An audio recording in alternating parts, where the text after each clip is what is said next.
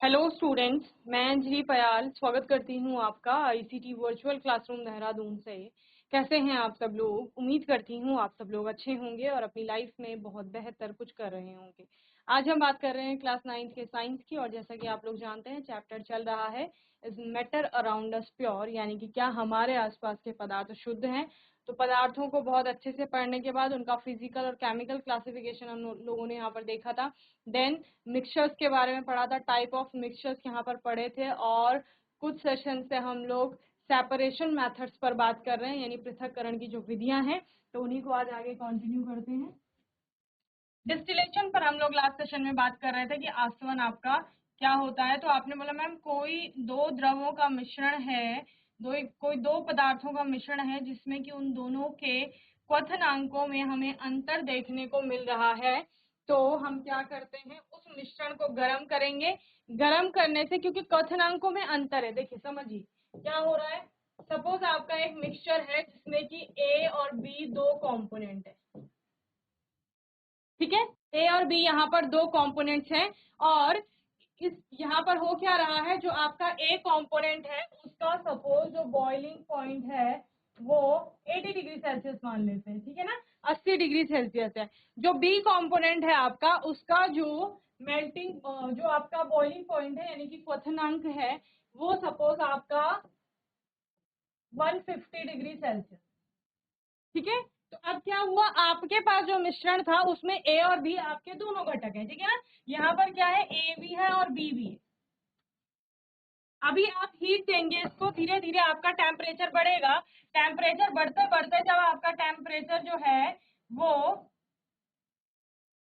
80 degree Celsius पर पहुंचेगा, तो ये जो ए कंपोनेंट है इसकी वेपर बनने लगेंगी, है ना। वाष्प दाब में ये जल्दी आपका वाष्प में ये जल्दी परिवर्तित होने लगेगा। अब क्या होगा, यहां से क्योंकि इसको ओपनिंग मिल रही है तो इसके थ्रू ये कहा जाएगा, इधर जाएगा, बाहर निकलने का प्रयास करेगा ना। गैस को तो जहां से भी मार्ग मिलेगा वो वहां से बाहर निकलने का प्रयास करेगी, या वहां से, उसमें क्या होता है, उसमें मॉलिक्यूल्स में या पार्टिकल्स में बहुत अधिक काइनेटिक एनर्जी होती है, जिसके कारण वो दूर दूर भागने का प्रयास करते हैं। तो ये दूर भाग रहे हैं बेसिकली, ठीक है ना। तो इधर गए, देन आपने कहा कि यहाँ बाहर से वाटर का फ्लो है, H2O है, ठीक है ना।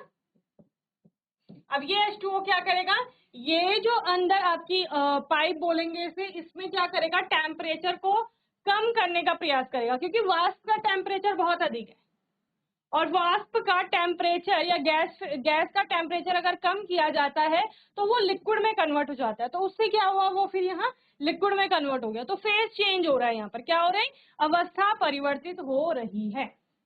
तो हमने क्या बोला, 80 डिग्री सेल्सियस होने पर आपका ए कंपोनेंट वाष्पीकृत हो जाता है, लेकिन बी तो नहीं होगा। क्यों? क्योंकि बी का जो टेम्परेचर है, बॉइलिंग पॉइंट है, वो 150 डिग्री सेल्सियस है आपका। तो वहां तक हम टेम्परेचर को नहीं ले जा रहे, हम 80 डिग्री पर आपका टेम्परेचर को कांस्टेंट कर लेंगे, ठीक है। या कितना ही जाएगा, 80 से 90 चला गया, ओके, समझ रहे हैं। तो इस प्रकार से आपका एक कंपोनेंट आपने वाष्प के रूप में पहले उसे बदला, देन यहाँ पर वो कंडेंस होकर के, कंडेंसर भी आप इसको बोलते हैं, कंडेंस होकर के, संघनित होकर के वो लिक्विड में आपका प्राप्त हो गया। तो यहाँ आपको ए कंपोनेंट प्राप्त हो जाएगा और बी कंपोनेंट इसी में रह जाएगा, समझ रहे हैं। तो इस प्रकार ऐसे एक मिश्रण के दो घटक, जिन दो घटकों के क्वथनांकों में एक अंतर देखने को मिल रहा था, उनको आसवन की विधि द्वारा पृथक किया जा सकता है। क्लियर है? बोलो भाई, इसको बना लो अपने उसमें।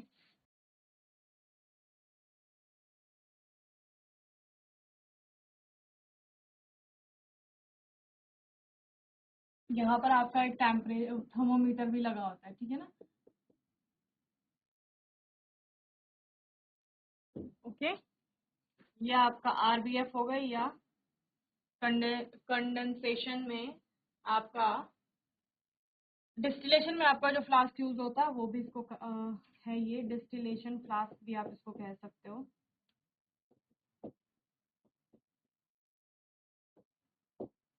ठीक है। और क्या है, ये आपके पास मिक्सचर है, ओके, ये बर्नर हो गया, ठीक है। ये आपका क्या है, कंडेंसर है, ये पूरा इसको कंडेंसर कहा जाता है। इसमें ओपनिंग होती है एक्चुअल में, ठीक है। यहाँ पर एक ओपनिंग होगी, एक ओपनिंग इधर कहीं होगी, जिससे कि इधर से हम पानी डाल सकते हैं और इधर से वो पानी निकलता रहता है, यानी कंटिन्यू फ्लो बना रहता है, कॉन्स्टेंटली एक फ्लो बना रहता है पानी का। ये पानी बाहर से आप कहीं से दोगे ना, सपोज यहाँ कोई टैप है, नल है आपकी लैब में, तो आपने क्या किया, उससे इसकी पाइप को कनेक्ट करके यहाँ पानी लगा दिया। अब पानी ये बंद रहता है पूरा, नली के अंदर पानी नहीं जाएगा, यानी यहाँ जहाँ वाष्प आ रहा है वहां पानी नहीं जा रहा है। आपको दिख रहा है ना, इधर से भी बंद है, इधर यहाँ सारी जगह से बंद है, बीच में लाइन आ रही है, इसका मतलब यहाँ भी ये बंद है। तो ये पानी इधर से आएगा आपका और फिर क्या करेगा, इस पूरे में भरेगा, फिर इसको यहाँ से ओपनिंग मिलेगी तो यहाँ से वो H2O आपका बाहर निकल जाएगा। तो ये फ्लो लगातार बना रहता है, जिससे कि जो कंडेंसर के अंदर वाला पार्ट है यहाँ का टेम्परेचर, आपका टेम्परेचर जो है मेंटेन रहेगा, यानी कि कम रहेगा। कूल हमें करना है ना उसको, क्योंकि वाष्प आपका क्या है, गर्म है, उसको ठंडा करेंगे तभी वो यहाँ लिक्विड में आपका कन्वर्ट होगी, ठीक है। ये आपकी यहाँ वेपर बन रही है और ये आपका क्या आएगा, कंडेंस्ड कंपोनेंट ए, ठीक है, या लिक्विड जो आपका था।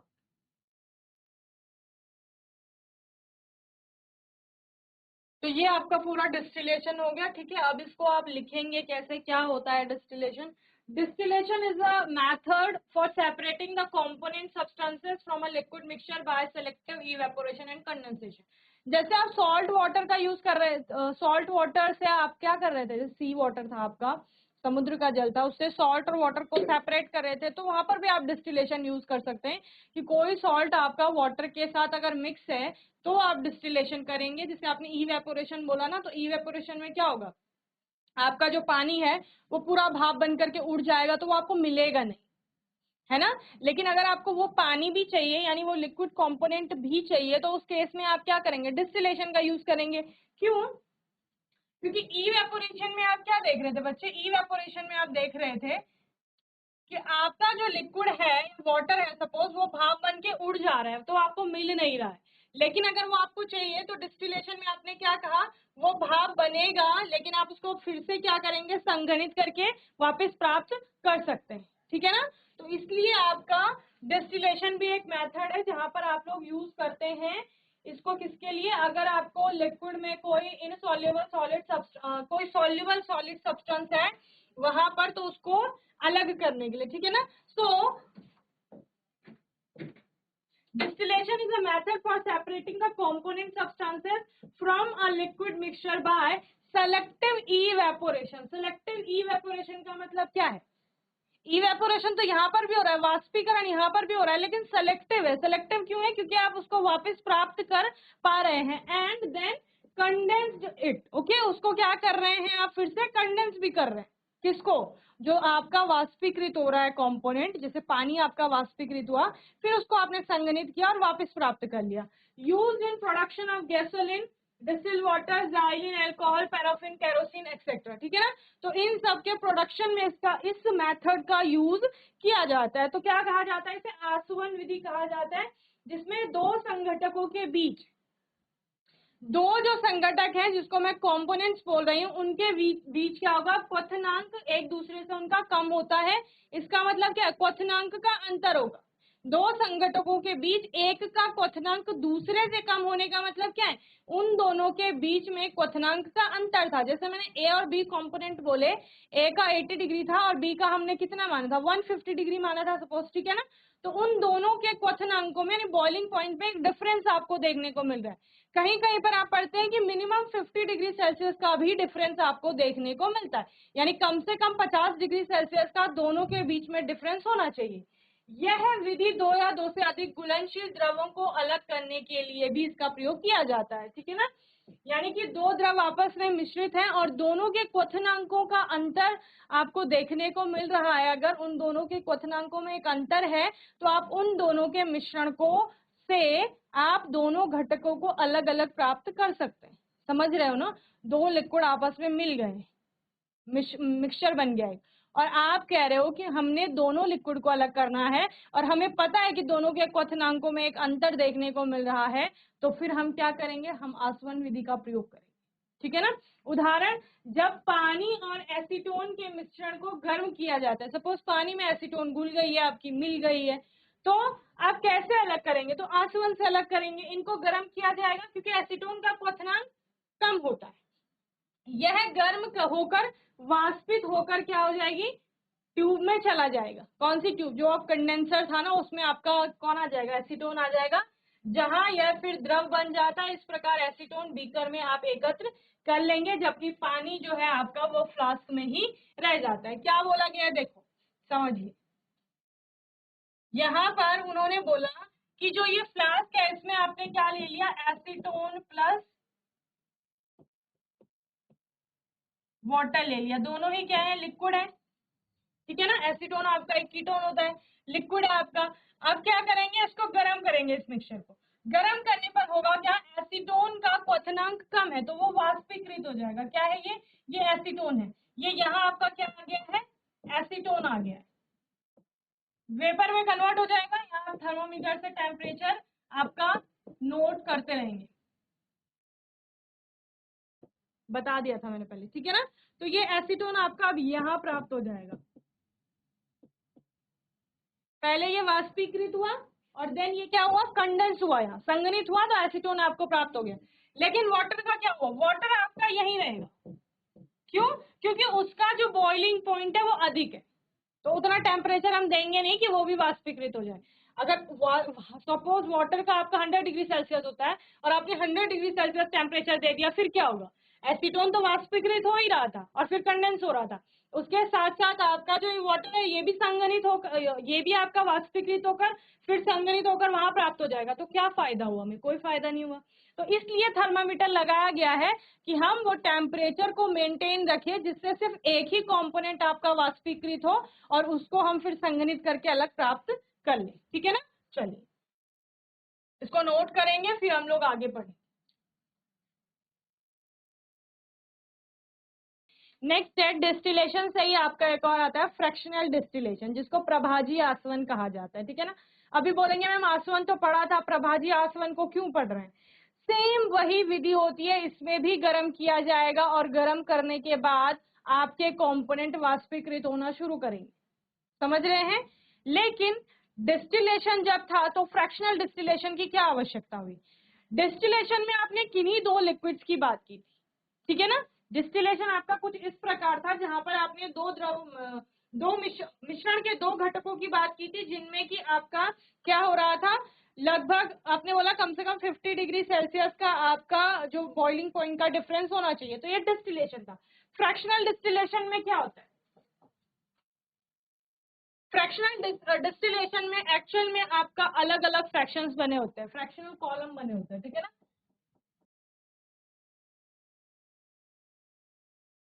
ठीक है, इसमें क्या किया जाएगा आपका,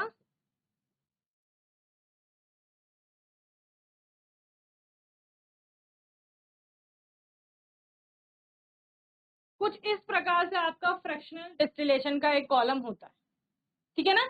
जहां पर क्या किया जाता है, यहाँ से आपका हीटर लगा हुआ होगा जो हीट करेगा, ठीक है। और ऑयल्स का आप लोगों ने पढ़ा होगा, क्रूड ऑयल, कच्चा तेल यहाँ से डाला जाता है, जो भूमिगत तेल होता है उसको यहाँ से डाला गया, ये पाइप से वो तेल अंदर जाएगा, यहाँ वो हीट होगा, हीट होगा तो धीरे धीरे आपका टेम्परेचर बढ़ेगा, है ना। 20, 25, 30 इस तरह से, फिर 40, 50, 100, 150, 200, 250, 270, 300, 350 इस तरह से। तो अलग अलग टेम्परेचर, लेकिन फ्रैक्शनल डिस्टिलेशन में बहुत सारे कंपोनेंट्स का एक मिक्सचर आपके पास होगा, जिनके जो बॉइलिंग पॉइंट्स होंगे वो नियरली आपके आसपास होंगे, समझ रहे हैं, यानी कि बहुत ज्यादा बड़ा डिफरेंस आपको उनमें देखने को नहीं मिलेगा। तो इस तरह से आप क्या करते हैं फ्रैक्शनल डिस्टिलेशन में, जैसे क्रूड ऑयल का हम एग्जांपल ले रहे हैं, उसको फ्रैक्शनल डिस्टिलेशन से ही अलग किया जाता है, उसको हीट किया जाएगा और फिर अलग अलग इस तरह से यहाँ पे फ्रैक्शनल कॉलम बने होते हैं आपके, ठीक है ना। फ्रैक्शनल कॉलम बने होते हैं और उन कॉलम्स के थ्रू आपके अलग अलग कंपोनेंट अलग हो जाते हैं। जैसे सपोज 20 डिग्री यहाँ हो गया, 30 डिग्री यहाँ हो गया, यहाँ 40 है, यहाँ 100 है, यहाँ 200 है, इस तरह से 300, 400 इस तरह से आपका फ्रैक्शनल यूनिट्स में डिवाइड ये रहता है, फ्रैक्शनल कॉलम्स रहते हैं, अलग अलग कॉलम से आपको अलग अलग कंपोनेंट प्राप्त हो जाता है। डाला क्या था यहाँ से, क्रूड ऑयल डाला था एक, जिसमें अलग अलग प्रकार के उसके अवयवी घटक थे।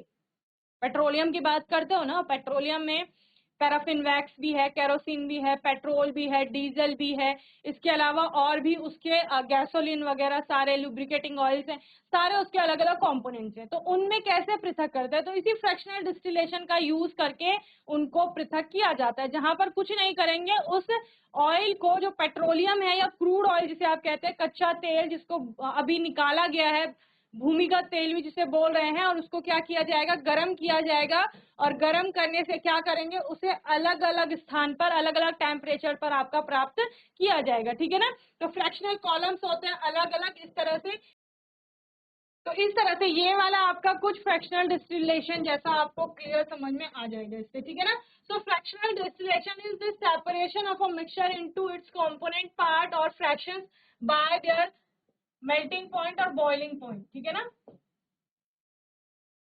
ठीक है, यहाँ पर मेल्टिंग पॉइंट लिखा है, इसके साथ साथ आप बॉइलिंग पॉइंट की भी बात करते हैं कि बॉइलिंग पॉइंट से भी आप प्राप्त कर सकते हैं, डेंसिटी से आप प्राप्त कर सकते हैं इसको। ठीक है ना। This is the process of separation of chemical compounds bye there boiling point. Okay, chemical compounds को जैसे यहाँ पर बताया गया है कि बॉइलिंग पॉइंट से उनका प्राप्त किया जाता है। The mixture is heated to a temperature at which one or more fractions will vaporise. ठीक है ना। इस तरह से उसको हीट दी जाती है कि तापमान बढ़ेगा और उससे उसके एक या एक से अधिक जितने भी कंपोनेंट हैं वो सारे क्या होना शुरू हो जाएंगे, आपका वेपराइज होना शुरू हो जाएंगे in case of boiling point. ठीक है ना, जब आप बॉइलिंग पॉइंट को आधार मान के फ्रैक्शनल डिस्टिलेशन कर रहे हैं। ओके, तो प्रभाजी आचरण क्या है, दो या दो से अधिक, मोस्टली अधिक घुलनशील द्रवों जिनके क्वथनांक का अंतर 25 केल्विन से कम होता है, या आप बोले बहुत आसपास उनका आपका बॉइलिंग पॉइंट होता है, के मिश्रण को पृथक करने के लिए प्रभाजी आसवन विधि का प्रयोग किया जाता है। उदाहरण, वायु से विभिन्न गैसों का पृथक्करण तथा पेट्रोलियम उत्पादों से उनके विभिन्न घटकों का पृथक्करण प्रभाजी आसवन द्वारा ही किया जाता है। ओके,